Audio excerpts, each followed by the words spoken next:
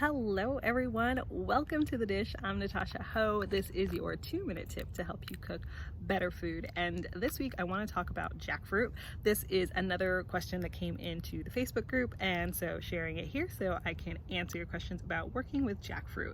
I think jackfruit has kind of come more into the Western culinary scene recently, but it originates in South Asia. It's been used in South Asian food for obviously since the beginning of time. They've been eating it. It's this really huge tropical fruit, and by huge I mean super huge. Most of them are 20 to 50 pounds. They can get up to like 100 pounds. Absolutely enormous.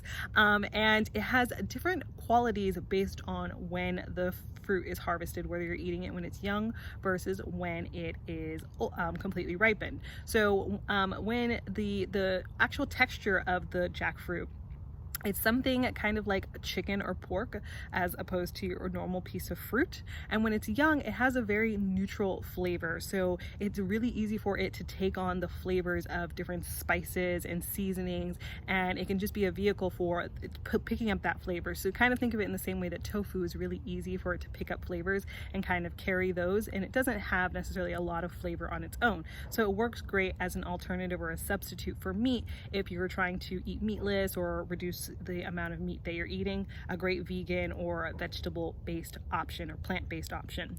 When it's ripe though, it does become like a fruit. It is very sweet and it can work in dishes the same way you would use it in fruit in desserts or smoothies, those kinds of things. It pairs really well with other fruits, especially tropical fruits. It's in the family of breadfruit and fig. You can mix it with other things like mango, pineapple, other kinds of tropical fruit.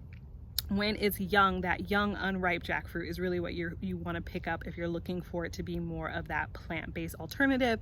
And you can usually find that in cans or sometimes in a frozen food section. And you'll just want to make sure that you take sometimes they'll have salt on it for preservative to clean it really well. And then you can mix that with really strong flavors. So think of things that have bold, spicy, tangy flavors.